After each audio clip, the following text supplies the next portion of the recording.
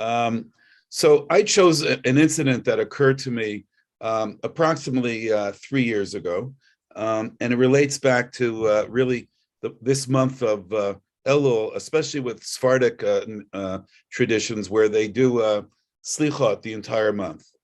And one of the things that speak to me very loudly, not necessarily though I follow it all the time, are the 13 attributes of God. When we recite over and over again, especially in Rosh Hashanah and between Rosh Hashanah and Shmini Atzeret, Vayavor Adonai el panav vayikra, then Adonai, Adonai el rachum b'chanun, erech hapayim b'rav chesed v'yamet. The Lord is a merciful and gracious God, slow to anger and abundant in kindness and truth. He keeps kindness for thousands of generations. So as I understand it, as we're all created in the image of God, since there is no physical image of God, the idea is that we try to replicate the qualities of God. And this is a significant quality, whether it's in the month of Elul, whether it's leading up to Yom Kippur or not. It's something that should be a mantra of all of us, that we should be slow to anger and we should be kind to other people and give people the benefit of the doubt.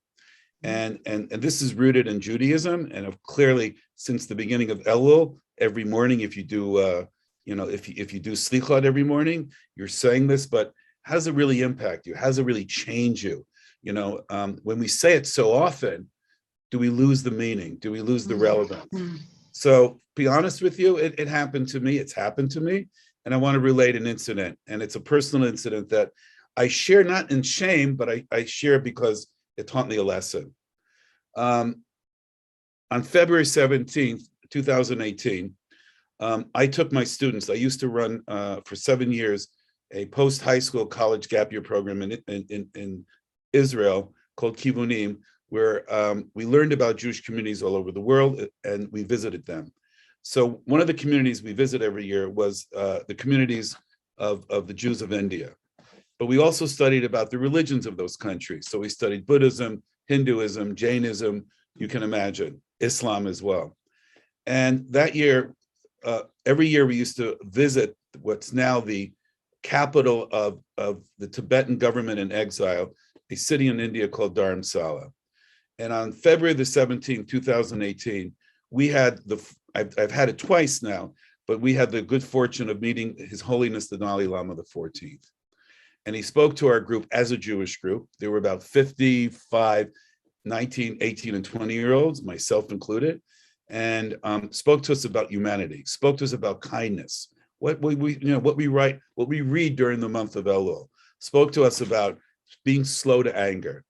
And I remember him telling us the following, and we actually wrote it down, that if we want to achieve a sort of enlightenment, a sort of grace, let's say, what we're seeking to do perhaps during the month of Elul, and of course right through Shmini Atzeret, then we have to do so for all human beings, not just for ourselves. And what he said to us was, in order to do that, we have to have kind thoughts about everyone.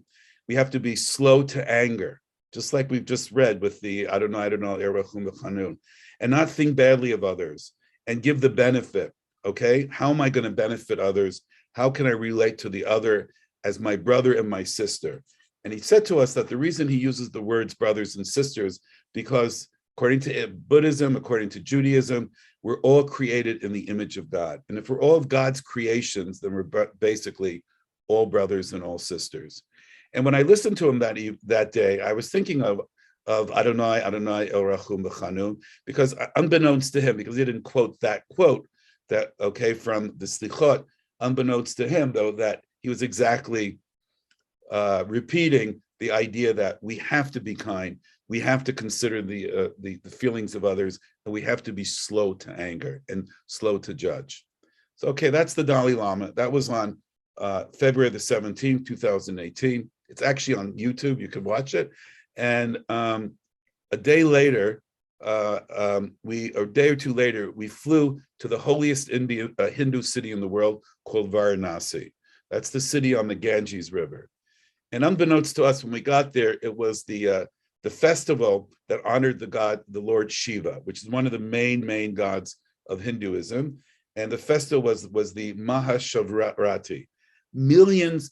So picture India, 1.3 billion people, and we're now in the holiest city of Hindus in the world, not just India, with how many million pilgrims have now descended upon the city. It was packed. So the first morning, we got up very early to go on the Ganges River to see how Hindus how they relate to the Ganges.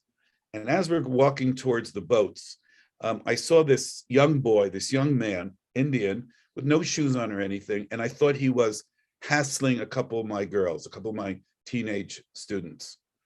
And I got really angry. And I ran up to him in front of the three girls, and I started yelling at him, "Leave us alone. Why are you bothering us? Why are you heckling us? Why are you, harassing us?" And then he looked at me and he said to me, I'll never forget this, "Why are you yelling at me? Why are you angry at me? All I'm trying to do is earn a living so I could put food on the plate for my family. All I'm doing is trying to sell postcards." And all of a sudden, in front of me, I saw the picture of the Dalai Lama, who I had just listened to literally the day before. And of course, I'm thinking, forget Buddhism and his philosophy. I'm a Jew, and I'm supposed to be following, especially on Elul. It wasn't Elul, though, the whole idea of kindness, of being slow to anger, of relating to the other. And I felt embarrassed. I truly, and now we come into the idea of tshuva. So I asked his forgiveness, which is mechila. And I really begged him in front of everyone. I said, I assumed something I had no right to assume about you. And his name is Rahul.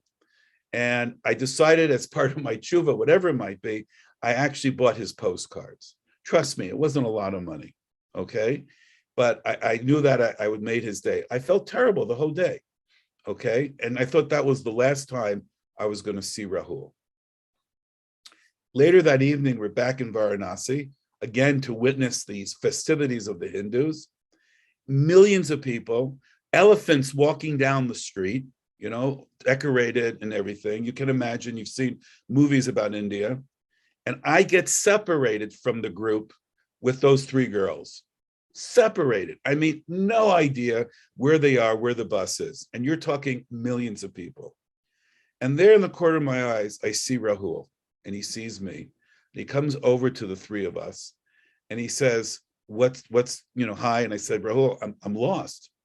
And he said to us, "Come with me, and I'll show you where your group is." And he brought us to the group. I'll never forget that. I'll never forget that kindness. And trust me, as I got to know Rahul over these years, he would have done that had I even not apologized to him. That was the sort of person he was.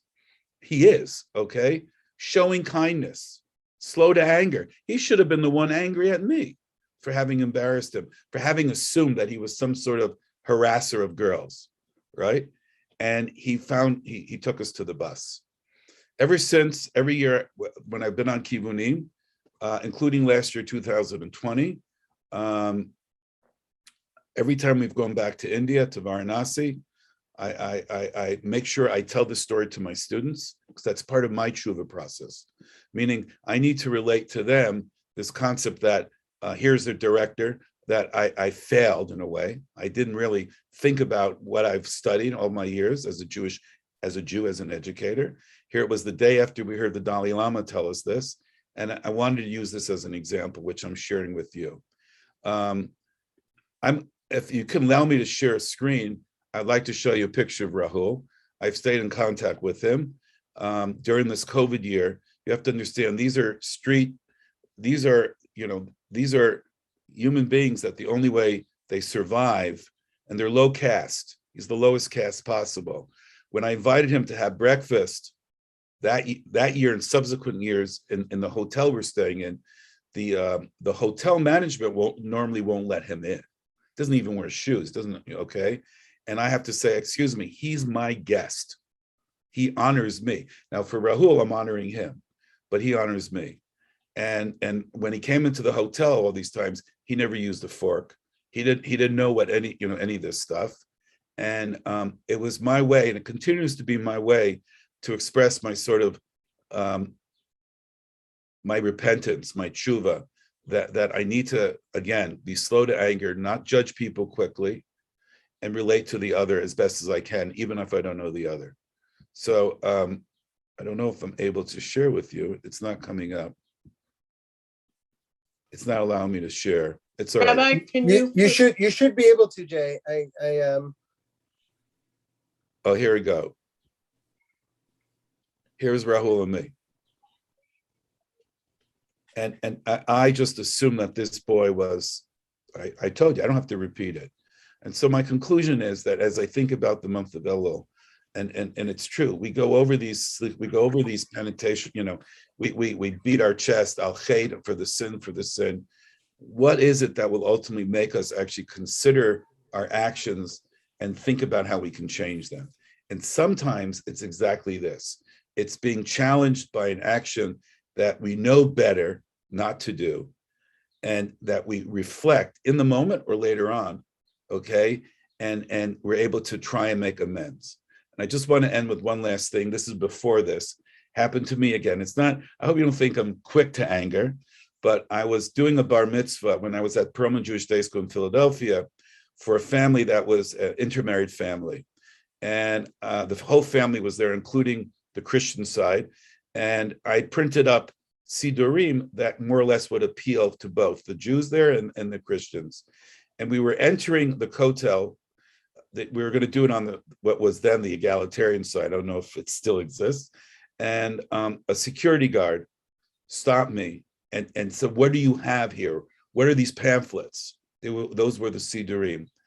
And I got angry because his job is to protect us from physical aggression, physical terrorism, and not the fact that I might be bringing in a Sidur that the rabbinate doesn't approve.